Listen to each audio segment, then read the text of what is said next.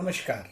ये वीडियो समर्पित है उन अनसुने, अनदेखे जननायक और नायिकाओं के लिए जो अपनी जान जोखिम में डालकर कोविड-19 के विरुद्ध इस युद्ध में महत्वपूर्ण योगदान दे रहे हैं। जी हाँ, मैं बात कर रहा हूँ अस्पताल के वेस्ट हैंडलर्स की, हाउसकीपिंग स्टाफ की और सपोर्टिव स्टाफ की।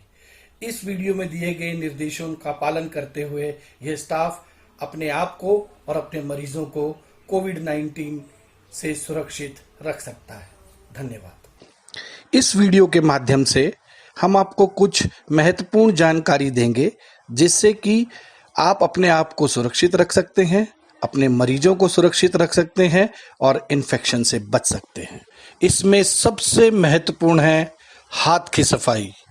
साबुन, पानी या अल्कोहल हैंड रब से हाथों को धोना, बार बार धोना।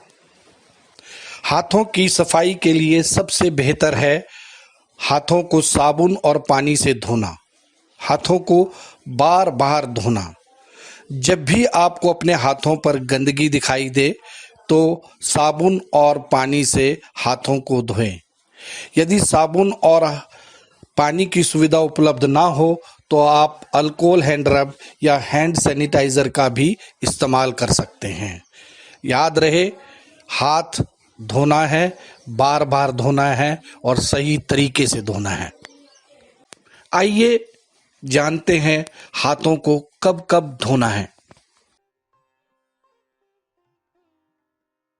पहला, किसी भी मरीज को छूने से पहले हाथ धोएं। दूसरा, किसी भी मरीज के ऊपर स्वच्छ एवं जीवाणु रहित प्रक्रिया शुरू करने से पहले हाथ धोएं। तीसरा, किसी भी मरीज के तरल पदार्थ के संपर्क में आने के बाद हाथ धोएं। चौथा, किसी भी मरीज के परिवेश में आने वाली चीजें जैसे तकिया, बिस्तर, साइड रेलिंग इत्यादि को छूने के बाद हाथ धोएं। पांचवा, किसी भी मरीज को छूने के बाद हाथ धोएं। आइए जानते हैं हाथों को धोना कैसे है। हाथों को 40 से 60 सेकंड तक धोना है और हाथों को धोने के लिए 6 स्टेप्स का इस्तेमाल करना है। आइए जानते हैं हाथ धोने के वो 6 स्टेप्स क्या हैं। ध्यान रखें, हाथ धोने से पहले चूड़ी, अंगूठी और घड़ी अवश्य उतार दें। फिर हाथों को गीला करें और उपयुक्त मात्रा में साबुन ले लें। Steps of hand washing. पहला, दोनों हाथों की उंगलियों और हथेलियों को परस्पर मलें। दूसरा, हाथों की उल्टी सतह पर उंगलियों के बीच में मलें। तीसरा, हाथों को इस तरह मलें। चौथा, अंगूठे को गोलाई में चारों तरफ से मलें। पांचवा, उंगलियों के सिरों को दूसरी हथेली पर गोलाई में मलें। छठा, कलाई को मलें, फिर पानी से धो लें। कोविड-19 के मरीजों की देखभाल करने वाले सभी स्वास्थ्य कर्मियों को सुरक्षा के लिए पीपीई यानी पर्सनल प्रोटेक्टिव इक्विपमेंट का इस्तेमाल करना चाहिए। जैसे कि शरीर को ढकने के लिए गाउन का इस्तेमाल करें, ग्लव्स का इस्तेमाल करें। यहाँ ध्यान रहे कि जो स्वास्थ्य कर्मी कोविड-19 के मरीजों के सीधे संपर्क में आते हैं जैसे कि नर्स या डॉक्टर, वो सर्जिकल ग्लव्स का इस्तेमाल करें। जबकि हाउसकीपिंग स्टाफ या वो जो बायोमेडिकल वेस्ट को हैंडल करने में जो लोग इन्वॉल्व होते हैं वो हैवी ड्यूटी रबर ग्लव्स का इस्तेमाल करें। 3 लेयर वाले 3 लेयर्ड मेडिकल या सर्जिकल मास्क का प्रयोग सभी के लिए अनिवार्य है। जहां पर भी सिक्रीशंस या स्रावों के आंखों पर लगने की संभावना हो तो गॉगल्स का इस्तेमाल करें। आइसोलेशन वार्ड या आइसोलेशन रूम में जाते वक्त हेड कैप, सिर की टोपी और शू कवर का प्रयोग करें। पर्सनल प्रोटेक्टिव इक्विपमेंट को पहनने का क्रम। सबसे पहले गाउन पहने, उसके पश्चात मास्क, उसके बाद यदि जरूरत हो तो गॉगल्स या हेडशील्ड का इस्तेमाल करें और सबसे अंत में ग्लव्स पहने। पर्सनल प्रोटेक्टिव इक्विपमेंट को उतारने का क्रम। सबसे पहले ग्लव्स उतारें, उसके बाद गॉगल्स या फेस मास्क, उसके बाद गाउन और सबसे अंत में मास्क को उतारें। कुछ और ध्यान देने योग्य बातें हैं। अस्पताल में काम करते समय हाथों से अपने नाक, कान, मुंह और आंखों को ना छुएं। ग्लव्स पहनने से पहले और ग्लव्स उतारने के बाद हाथों को साबुन और पानी से भली भांति धोएं। ग्लव्स के फट जाने पर या बहुत ज्यादा गंदा हो जाने पर उन्हें तुरंत बदल दें। मुंह पर ट्रिपल लेयर मास्क का प्रयोग 4 से 6 घंटे से ज्यादा ना करें। यदि मास्क गीला हो जाए तो उसे तुरंत बदल दें। आइए अब जानते हैं कि अस्पताल के आइसोलेशन वार्ड या आइसोलेशन रूम की सफाई कैसे करें। कोई भी गतिविधि करने से पहले सुनिश्चित करें कि आपने खुद को सुरक्षित करने के लिए मास्क, ग्लव्स इत्यादि पहन लिए हैं। अस्पताल में झाड़ू का प्रयोग कभी ना करें। सिर्फ वेट मॉपिंग यानी गीले पोछे का इस्तेमाल करें। गीला पोछा लगाने के लिए 1% सोडियम हाइपोक्लोराइड का प्रयोग करें। शिफ्ट में कम से कम एक बार वार्ड की सफाई अवश्य करें।